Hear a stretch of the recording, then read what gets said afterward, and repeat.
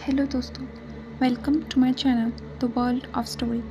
कहते हैं पहाड़ों की खूबसूरती और कहाँ है, जो सुकून उनमें वो और कहाँ। पहाड़ों का नाम सुनते ही जो मुझे याद आता है वो है उत्तराखंड। केदार, बद्री, मनाली, मसूरी और बहुत कुछ। मसूरी बहुत खूबसूरत और प्यारी जगह है, लेकिन वहाँ एक जगह ऐसी भी है जहाँ जाना मना है। वो एक हॉन्टेड प्लेस है, नेगेटिव एनर्जीज, नेगेटिव वाइब से भरी हुई। लोग कहते हैं कि वहाँ नहीं जाना चाहिए। कुछ को वहाँ बुरा एक्सपीरियंस मिला और कुछ कहानियाँ ऐसी हैं जहाँ वहाँ जाने के बाद उनकी लाइफ काफ़ी डिस्ट्रॉय हो चुकी है। जी हाँ, मैं बात कर रही हूँ लंबी देहार माइंस की, जो कि उत्तराखंड की एक हॉन्टेड प्लेस है। कहानी है सन 1990 की, जब यह खदान में काम करने वाले तकरीबन 50,000 मजदूरों ने खून की उल्टियाँ करते हुए दम तोड़ दिया। वहाँ गलत प्रक्रिया से होने वाली माइनिंग से उन्हें लंग डिसीज हो गई। औरत और आदमियों के साथ ही बच्चों की रोने की आवाज़ें भी वहाँ से सुनाई देती है। अब ये एक अबेंडन प्लेस है। कहते हैं वहाँ जाने पे ऐसा लगता है मानो खंडरों में से कोई हमें देख रहा हो, कोई हमारे साथ हो या फिर कोई हमसे हेल्प मांग रहा हो। वहाँ फुसफुसाहट और रोने और चिल्लाने की आवाज़ भी आती है, इसलिए वो अब एक अबेंडन प्लेस है और वहाँ जाना मना है। ये कहानी है रिया, पिंकी, अमित और सचिन की। रिया, अमित और पिंकी सचिन ये एक दूसरे के हस्बैंड वाइफ थे। रिया और पिंकी कॉलेज फ्रेंड्स थे और उनकी शादी अभी अभी हुई थी। तो चारों ने अपना हनीमून मनाने के लिए शिमला मनाली प्लेस चूज़ किया। उनका प्लान कुछ 10 दिन का था। रिया चीज़ों को बहुत ही क्लोज और आराम से देखना पसंद करती थी। वो चीज़ों को काफ़ी एक्सप्लोर करती थी और उसके प्लान्स में काफ़ी चीज़ें स्पॉन्टेनियसली ही ऐड होती थी, इसलिए उन्होंने तकरीबन 10 दिन का प्लान रखा। खैर, टूर शुरू हुआ और वो लोग अमृतसर से होते हुए उत्तराखंड आए।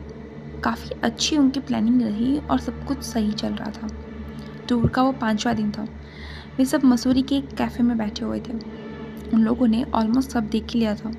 वो वहाँ का व्यू एंजॉय कर रहे थे। नेक्स्ट दिन उन्हें मसूरी से आगे चलना था, तो रिया ने कहा कि मसूरी में क्या कुछ और नहीं है जो देखने लायक हो, और ये कह के वो अपना फ़ोन चेक करने लगी। अब इसे इत्तेफाक कहे या नियति, रिया की स्क्रीन पे जो नाम सबसे पहला आया वो था लंबी देहर माइंस का। रिया इन चीज़ों को मानती नहीं थी, इसलिए वो बोली, let's go to this place, एक अच्छा एडवेंचर हो जाएगा। तो सचिन ने पूछा कि कहाँ। रिया बोली, लंबी देहर माइंस।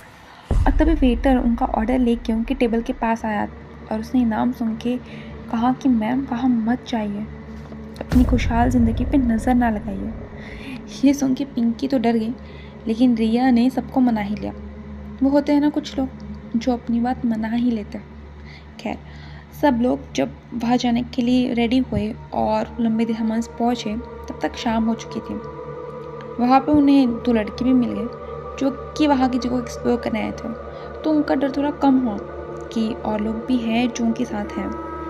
फिर वो लोग अब प्लेस को एक्सप्लोर करने लगे। वहाँ बंद पड़े घर है जो खंडर की तरह। स्टार्टिंग में वे लोग बहुत एक्साइटेड थे और रिया पिंकी को वहाँ की भूतिया कहानी सुनाकर डरा रही थी। अमित को वहाँ कुछ ठीक नहीं लग रहा था। वो वहाँ जाते ही कुछ भारी सा फील कर रहा था। उसे लग रहा था जैसे उनके साथ कोई और भी है। उसका जी बहुत घबरा रहा था और उसे चक्कर आने लगे।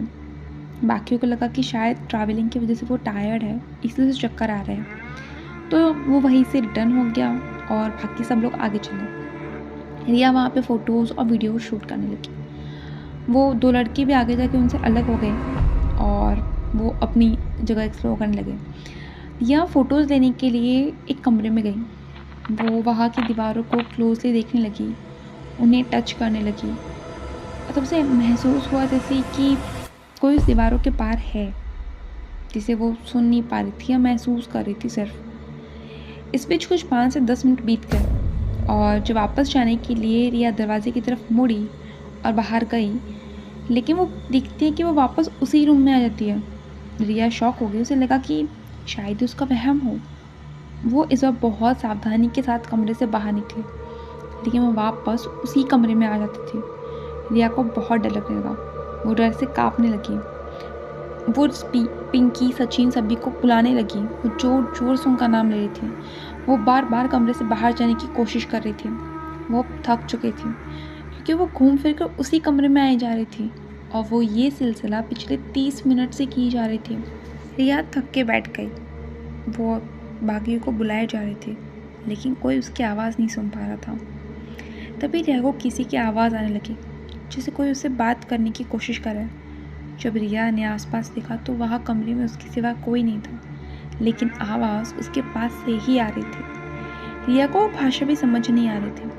वो आवाज़ अब धीरे धीरे बढ़ने लगी। जब रिया ने कोई जवाब नहीं दिया तो आवाज़ गुस्से से भर गई, जैसे वो रिया पे चिल्ला रही हो। रिया को महसूस हो रहा था जैसे कोई उसके पास है या फिर कोई उसे छूने की कोशिश कर रहा है।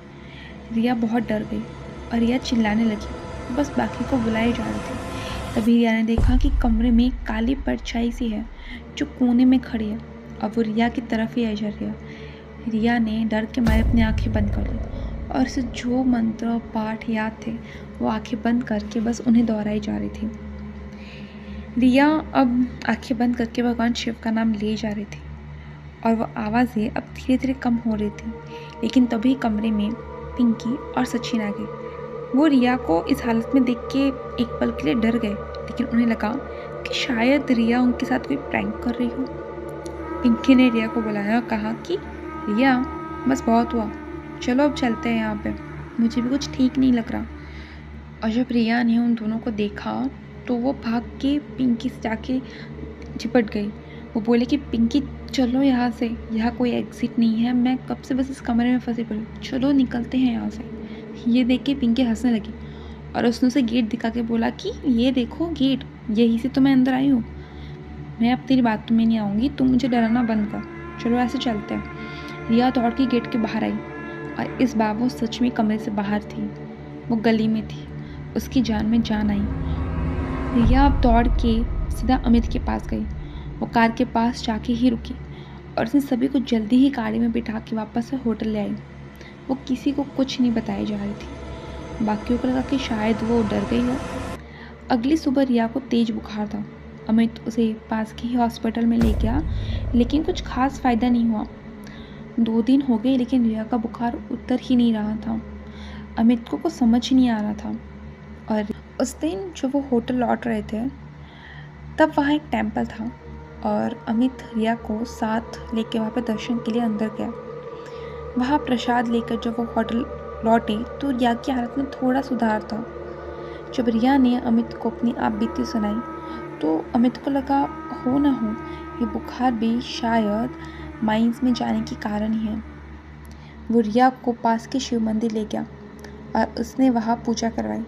वहाँ के पुजारी ने रिया के हाथों में एक धागा बांधा और उसे कुछ प्रसाद दिया। तब से रिया की तबीयत धीरे धीरे ठीक हो गई।